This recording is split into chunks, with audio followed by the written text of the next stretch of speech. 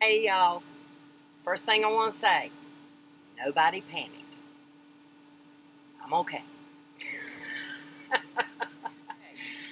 I want to show you what the monsoon rains really look like, what it's going to be like here.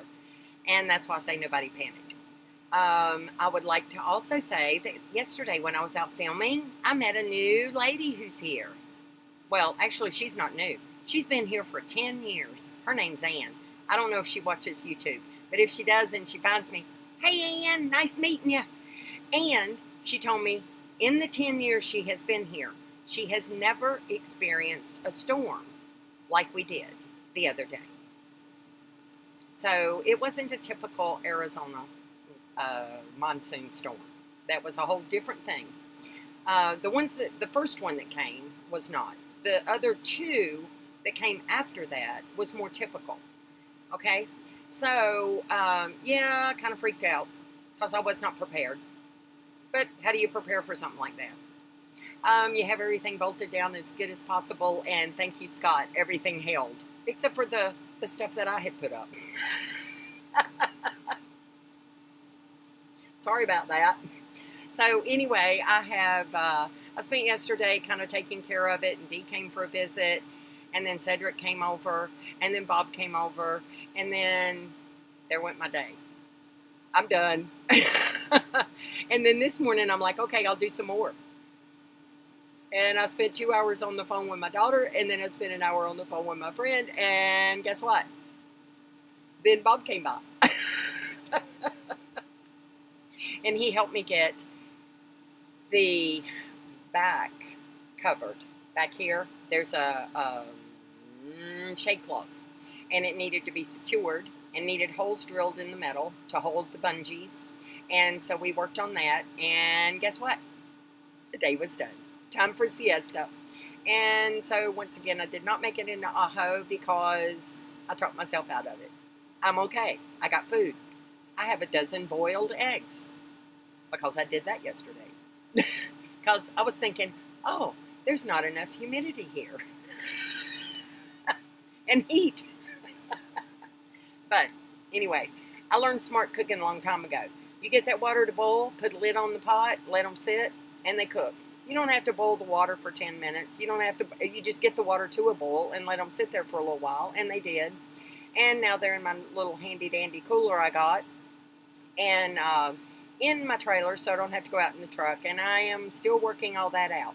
Now, when you see these videos, I'm talking really fast, so try to keep up, because the first time I made this video, it was almost 20 minutes long. I'm like, Betty, you were talking too much.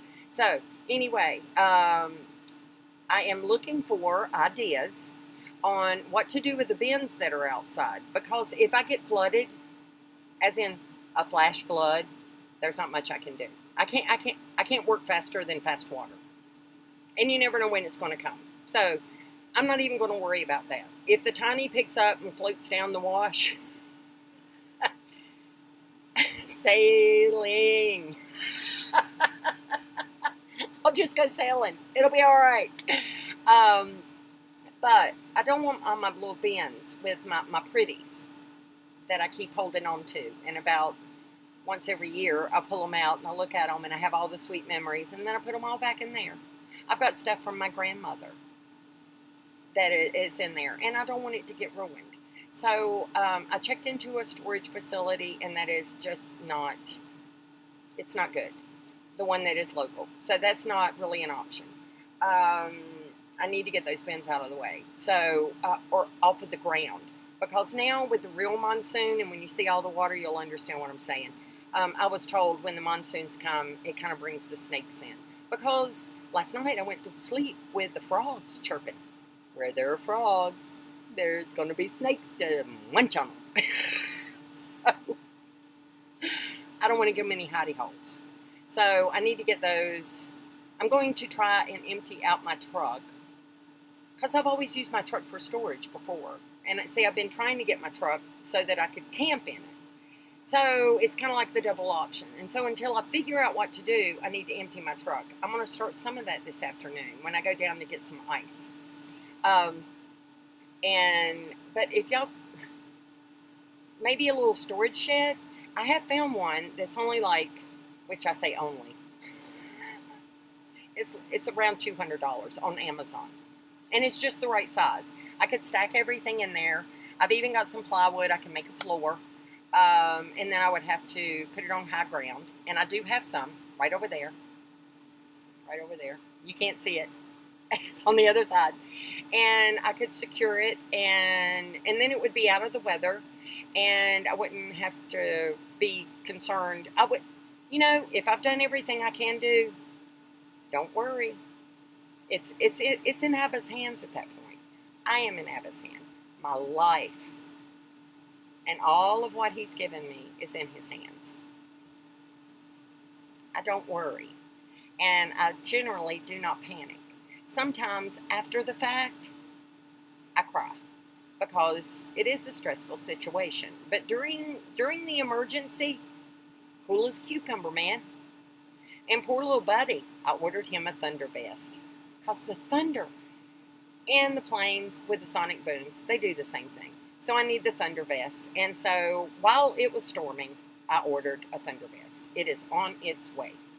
And I did discover that it will work because I tried using his service vest and it helped.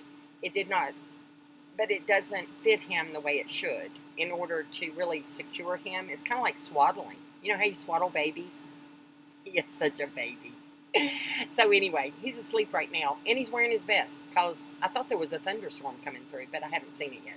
So anyway, okay, now it's time to see what the moat looks like. Oh, did I tell you there was a moat around my tiny? Stay tuned.